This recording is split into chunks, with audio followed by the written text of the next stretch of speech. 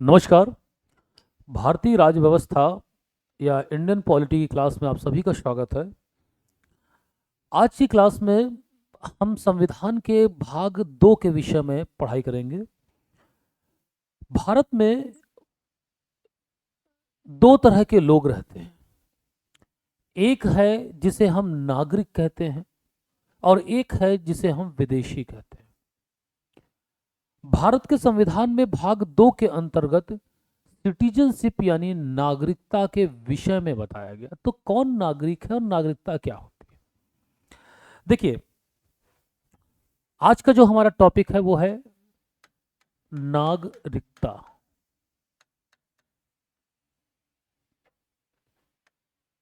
भाग 2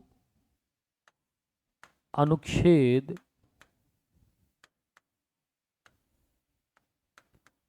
5 से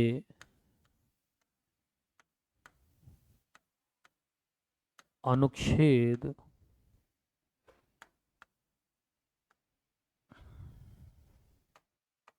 11। भारतीय संविधान के अनुच्छेद 5 से लेकर 11 भाग 3 में नागरिकता यानी सिटीजनशिप के विषय में बताया गया है। तो क्या होता है नागरिकता और क्या होता है नागरिक? ठीक, चलिए चर्चा करते हैं इस चीज पे। नागरिकता या नागरिक का मतलब क्या होता है? अगर हम बात करें नागरिक,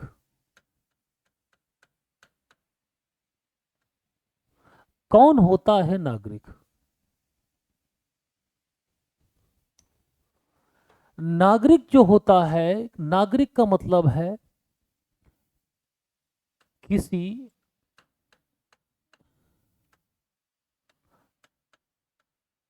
राज्य का ऐसा व्यक्ति जिसे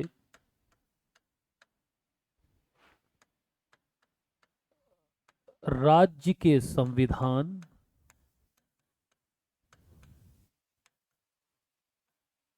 पर पूर्ण विश्वास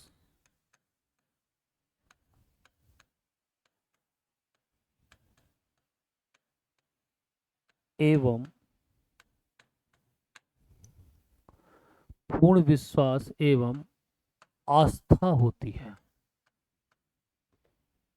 उसे हम क्या कहते हैं? नागरिक कहते हैं। दूसरा, राज्य की ओर से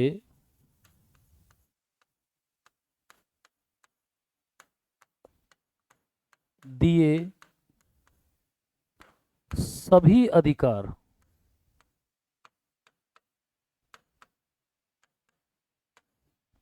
प्राप्त होते हैं।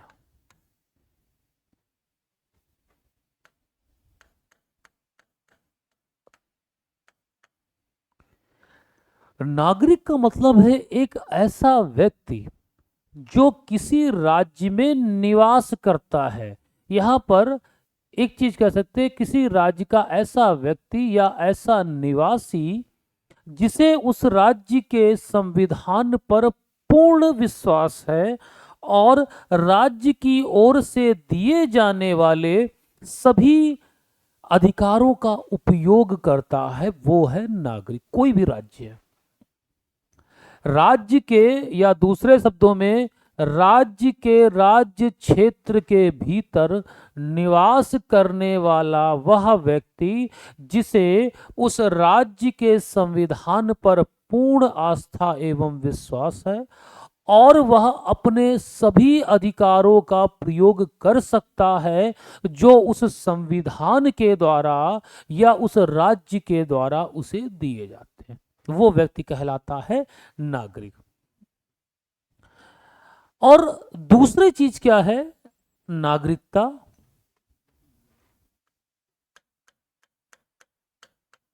सिटीजनशिप। देखिए, नागरिकता एक प्रकार का स्टेटस है या एक प्रकार का दर्जा है।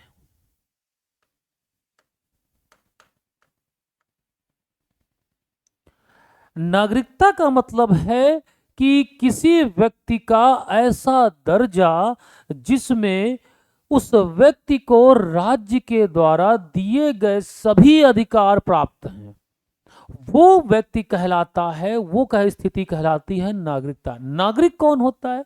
नागरिक वो व्यक्ति है जो किसी राज्य के राज्य क्षेत्र के भीतर निवास करता है और उसे राज्य के संविधान पर पूर्ण विश्वास एवं आस्था है। नागरिकता राज्य के ओर से दिए जाने वाले अधिकारों को प्रयोग करने का दर्जा होता है, स्टेटस होता है। तो दोनों शब्दों का मतलब आप भली बात समझ रहे होंगे, ज्यादा सा डिफरेंस नहीं है, बहुत माइनर सा डिफरेंस है नागरिक और जैसे हम भारत के नागरिक हैं, क्यों? क्योंकि हम इस क्षेत्र के राज्य क्षेत्र की सीमाओं के भीतर निवास करते हैं।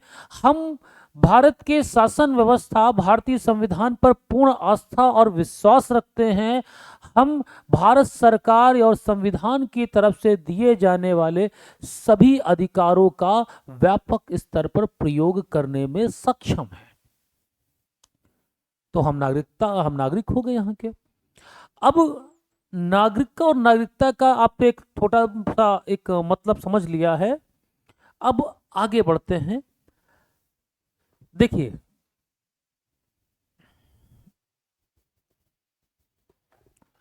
एक चीज समझिएगा, संघीय व्यवस्था में इसमें क्या होता है? राज्य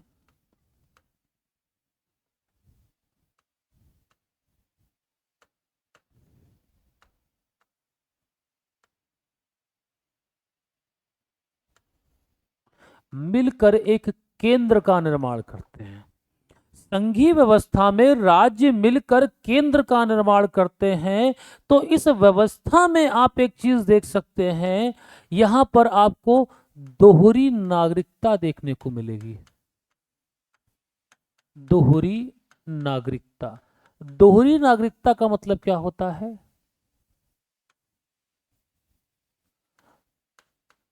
राज्य और केंद्र दोनों की नागरिकता है।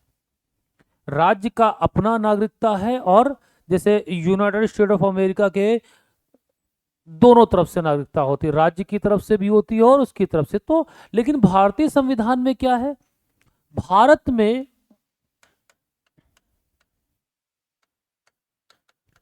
भारत का जो संविधान है वो एकल नागरिकता का प्रावधान करता है।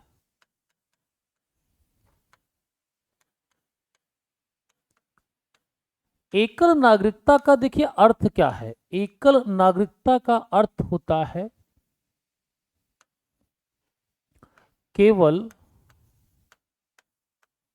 भारत की नागरिकता।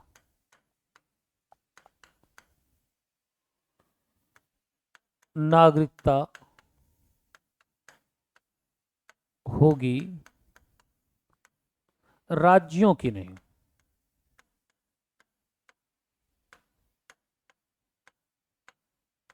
कहने का मतलब है केवल भारत की नागरिकता होगी, राज्यों की कोई भी नागरिकता नहीं होगी। इसे एकल नागरिकता यानी केंद्र की ओर से नागरिकता दी जाएगी, राज्य की कोई नागरिकता नहीं होगी। केवल और केवल व्यक्ति उस देश का नागरिक माना जाएगा, प्रांत का या राज्य का निवासी हो सकता है, नागरिक नहीं। और ये जो प्रभाव है ये कहां से आया है भारतीय संविधान में? ब्रिटिश संविधान से। ब्रिटिश संविधान से। ब्रिटिश संविधान से भारतीय संविधान में एकल नागरिकता के कॉन्सेप्ट को लिया गया है, जिसका अर्थ इतना है कि व्यक्ति केवल और केवल केंद्र का नागरिक माना जाएगा, केंद्र की ओर से नागरिकता दी जाएगी, राज्य की ओर से कोई भी नागरिकता नहीं जारी की जाएगी। इसीलिए हम भारत के नागरिक हैं, ना कि किसी प्रांत के। हम प्रांत के निवासी हो सकते हैं बट नागरिक नहीं हो सकते। नागरिक हम केवल और केवल भारत के माने जाते हैं। इसीलिए हम संपूर्ण भारतीय राज्य क्षेत्र में कहीं भी बसने का अधिकार भी रखते हैं। तो ये बेसिक सी बातें हैं। अब इस अध्याय को शुरू करते हैं संविधान के अनुसार। देखिए, संविधान का जो भाग 2 है, ये बात करता है नागरिकता की।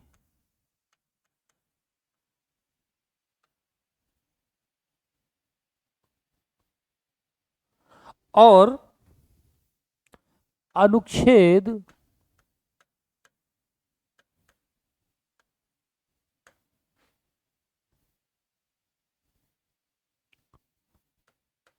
5 से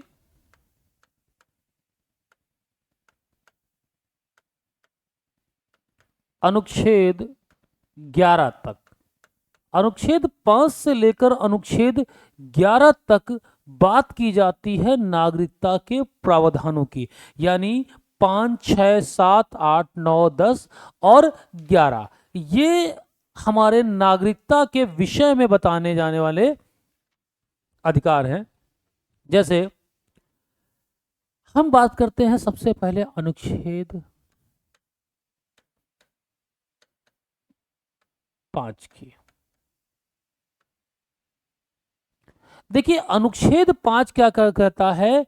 ये अधिवास के आधार पर, अधिवास के आधार पर नागरिकता के प्रोविजन की बात करता है।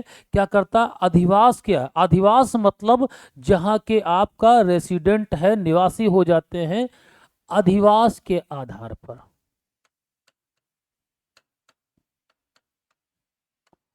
अधिवास के आधार पर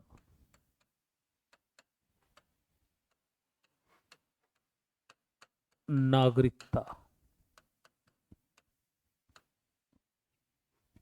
अधिवास के आधार पर नागरिकता की बात करता है। क्या कहता है?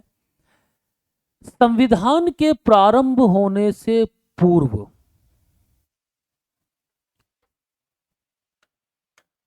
संविधान के लागू होने के समय, जब संविधान लागू हो रहा है, यानी 26 जनवरी 1950, संविधान के लागू होने के समय कोई भी व्यक्ति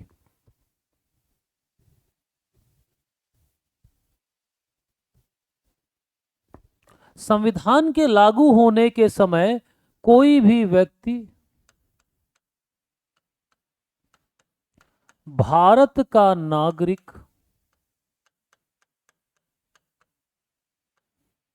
होगा। कोई भी व्यक्ति भारत का नागरिक होगा। कैसे नागरिक होगा? उसका जन्म भारत के राज्य क्षेत्र में हुआ है।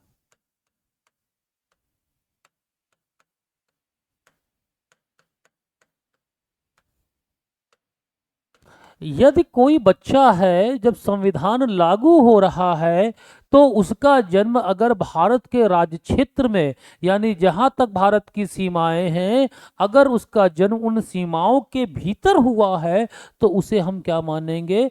उसे हम मानेंगे भारत का नागरिक। उसे अपने आप नागरिकता प्राप्त हो जाएगी। इसके अलावा कोई माता पिता भारत में जन्मे हैं,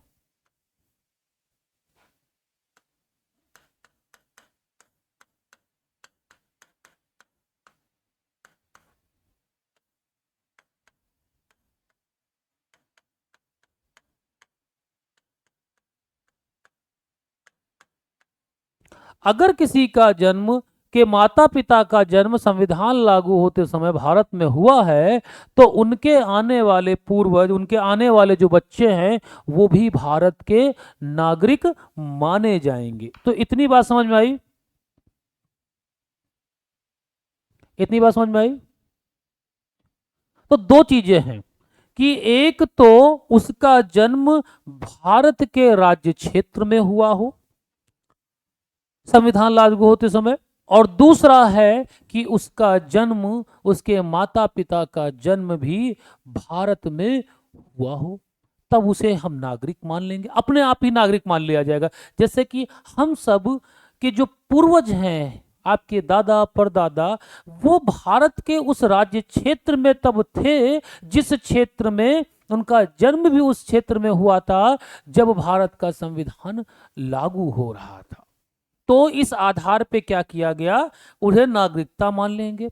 दूसरा, अगला है कि संविधान लागू होने से पहले यदि कोई व्यक्ति कम से कम 5 वर्ष तक भारतीय राज्य क्षेत्र का निवासी रहा है तो उसे भी नागरिक मान लिया जाएगा। यानी संविधान लागू होने से पूर्व कम से कम 5 वर्ष तक निवासी रहा है, यानी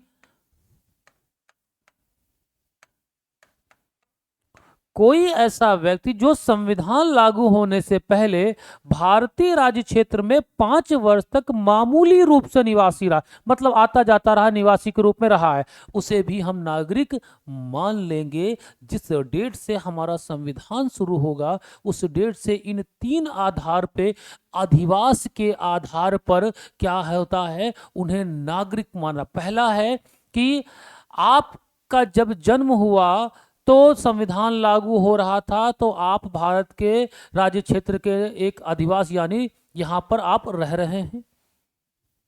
आपके माता पिता भी यहां पे रह रहे थे, तब भी आप भारत की नागरिकता पा गए। और अगर कोई संविधान लागू होने से पहले 5 वर्ष तक मामूली रूप से निवासी भी था तो उसे भी हम क्या है, भारत की नागरिकता सौंप देते हैं। ठीक है, चलिए, यह है आपका अनुच्छेद 5, स्क्रीनशॉट ले लीजिए।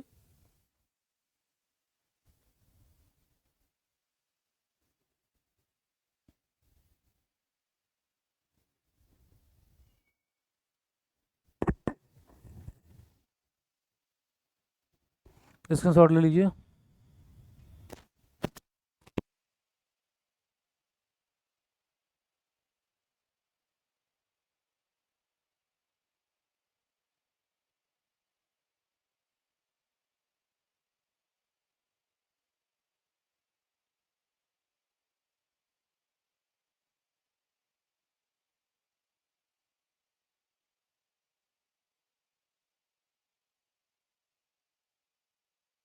तो ये है अनुच्छेद 5, जो बच्चा अधिवास के, यानी जो रेसिडेंस होता है उसके आधार पर नागरिकता के प्रोविजन की बात करता है। ठीक, अगला देखिए क्या है,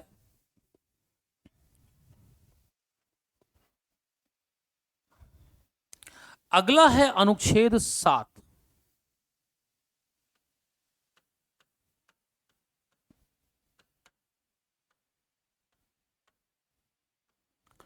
देखिए अनुच्छेद 7 क्या कहता है, और सॉरी अनुच्छेद 5 6 है, अगला 6 है बेटा, अनुच्छेद 6, 5 पढ़ा था, 6 अगला है अनुच्छेद 6।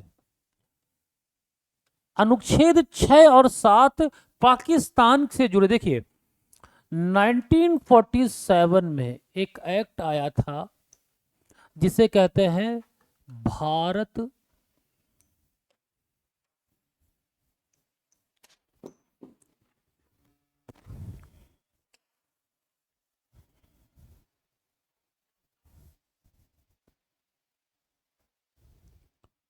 देखिए भारत स्वतंत्रता अधिनियम, भारत स्वतंत्रता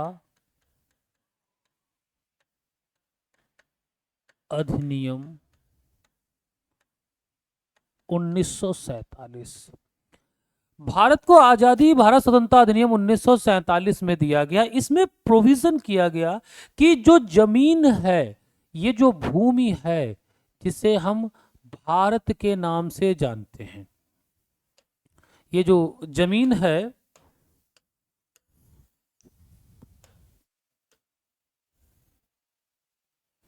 अब भारत स्वतंत्रता अधिनियम में कहा गया कि भारत, इसका विभाजन होगा और दो राज्य बनेंगे, एक बनेगा भारत और एक बनेगा पाकिस्तान।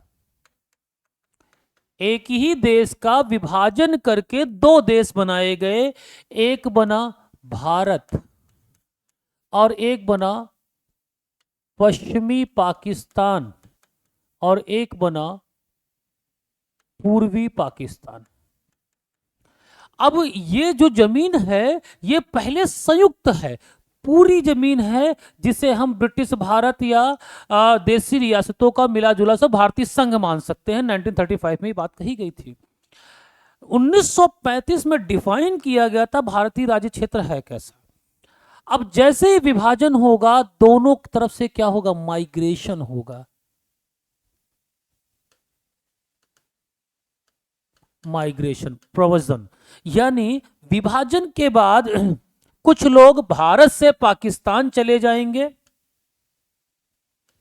और कुछ लोग पाकिस्तान से भारत आ जाएंगे। अब जो लोग भारत से पाकिस्तान गए या पाकिस्तान से भारत आए, इनकी नागरिकता के विषय में जो प्रोविजन बनाया गया है वो अनुच्छेद 6 और 7 में बनाया गया है। क्योंकि विभाजन जब हुआ तो बड़ी संख्या में माइग्रेशन हुआ है दोनों तरफ से, क्योंकि आपको पता है विभाजन धर्म के आधार पर किया गया।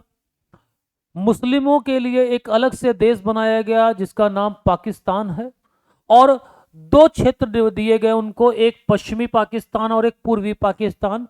पूर्वी पाकिस्तान को आज हम बांग्लादेश के नाम से जानते हैं। अब जैसे ही हुआ तो बहुत भीषण दंगे स्टार्ट हुए, लोगों ने धर्म के नाम पे बहुत मारकाट हुई, तो लोग माइग्रेट करने लगे। पाकिस्तान से गैर मुस्लिम भागकर हिंदुस्तान आ रहे थे, भारत आ रहे थे। उन्हें लग रहा था कि भारत में सब सुरक्षित है। भारत से मुसलमान पाकिस्तान की ओर भाग रहे थे, क्यों? उन्हें लग रहा था कि मुस्लिमों के लिए एक अलग सा देश मिला है तो वहां हमारे हित सुरक्षित होंगे। तो बड़ी संख्या में दोनों तरफ से माइग्रेशन हुआ। तो बात यह थी कि जो आ रहे हैं उनकी नागरिकता के विषय में क्या प्रोविजन बनाए जाएं, और जो जा रहे हैं उनकी नागरिकता के विषय में क्या प्रावधान होने चाहिए। तो इसकी व्यवस्था दो जगह पर की गई। एक तो अनुच्छेद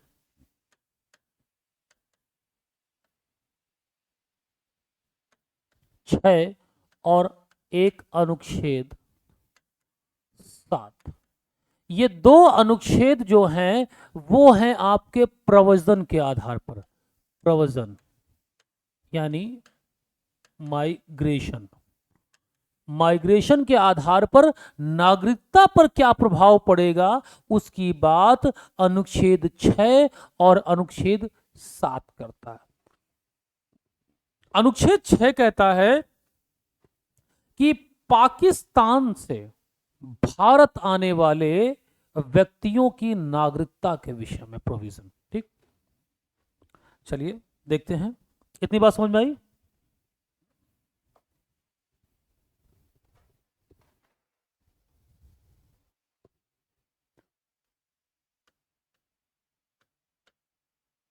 अनुच्छेद 6, अनुच्छेद क्या कहता है? 6, पाकिस्तान से भारत आने वाले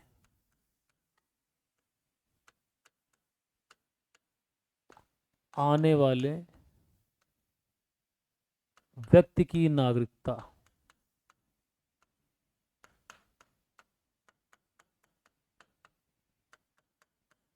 व्यक्ति की नागरिकता। ठीक, दूसरे शब्दों में इसको हम एग्जैक्ट लिखें, पाकिस्तान से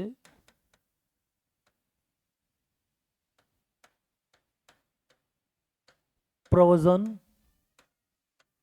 के द्वारा भारत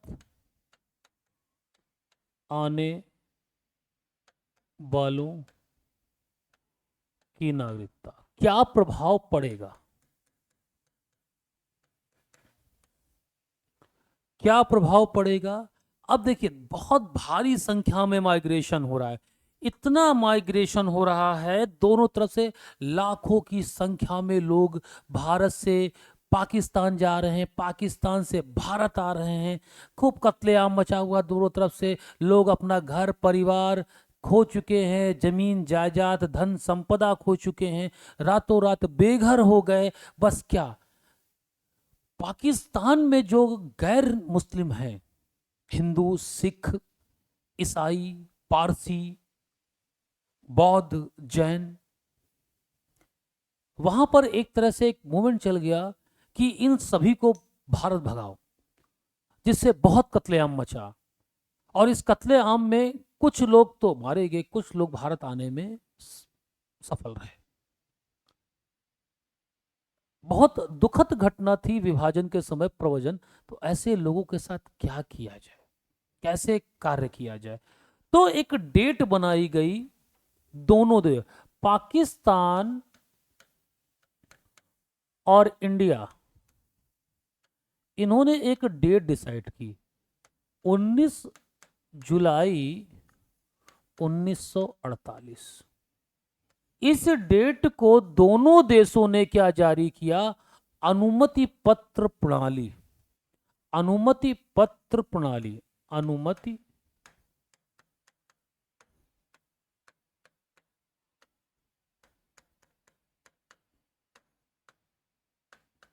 जारी की। दोनों देशों ने माइग्रेशन के दौरान, एक दोनों तरफ से जब माइग्रेशन हो रहा है तो इसके दौरान दोनों देशों ने 19 जुलाई 1948 को जारी कर दिया एक अनुमति पत्र प्रणाली, एक तरह का वीजा या पासपोर्ट सिस्टम समझ लीजिए। अब बात यह थी कि ये 48 की बात है और विभाजन 15 अगस्त 1947 से पहले हो गया था, और उससे पहले मारकाट मची थी, लोग भागना शुरू कर चुके थे। उससे पहले ही मारकाट मच चुकी थी कि लोग भागना शुरू कर चुके थे। 47 से पहले की बात, 46 में ये कार्यक्रम धीरे धीरे स्टार्ट हो चुका था। चाहे आप सीधी कार्रवाई दिवस का टाइम ले लीजिए, 16 अगस्त 1946 दंगे हुए, तो धीरे धीरे माइग्रेशन तब से स्टार्ट हो चुका था, लोग आने लगे थे, लोग जाने भी लगे थे। तो जो लोग आ रहे थे, तो उस दौरान 47 में विभाजन हो चुका, खूब खून बहा, दोनों तरफ से माइग्रेशन हो। तब भारत सरकार और पाकिस्तान की सरकार ने एक पहल शुरू की जिसे कहा गया है अनुमति पत्र प्रणाली, यानी अब माइग्रेशन के लिए आपको एक अनुमति पत्र की आवश्यकता होगी। और ये डेट है 19 जुलाई 1948 को। तो इसे आधार बनाया गया आर्टिकल 6 के अंतर्गत। भारतीय कॉन्स्टिट्यूशन में अनुच्छेद 6 के अंतर्गत इसे आधार बना लिया गया। क्या बनाया गया? कि दो तरह के व्यक्ति होंगे, जो लोग 19 जुलाई 1948 से पहले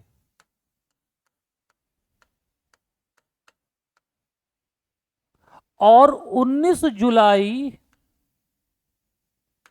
1948 के बाद पाकिस्तान से भारत आने वाले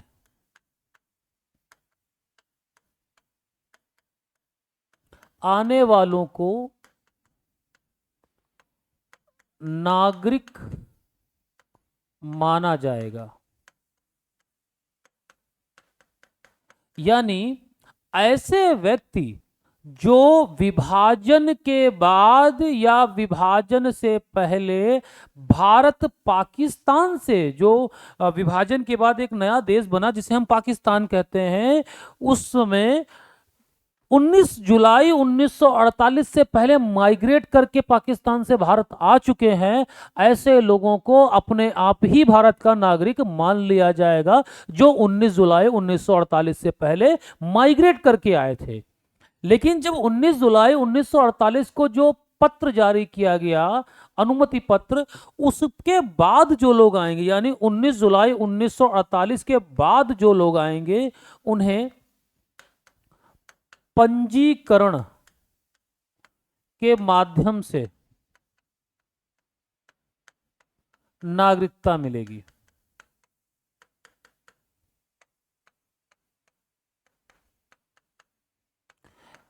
ऐसे व्यक्ति जो 19 जुलाई 1948 के बाद भारत आए हैं, उनको भारत सरकार के द्वारा इस कार्य के लिए नियुक्त किए गए अधिकारी के पास अपनी नागरिकता के लिए रजिस्ट्रेशन कराना पड़ेगा और उसके बाद उसने क्या दी जाएगी, नागरिकता दी जाएगी।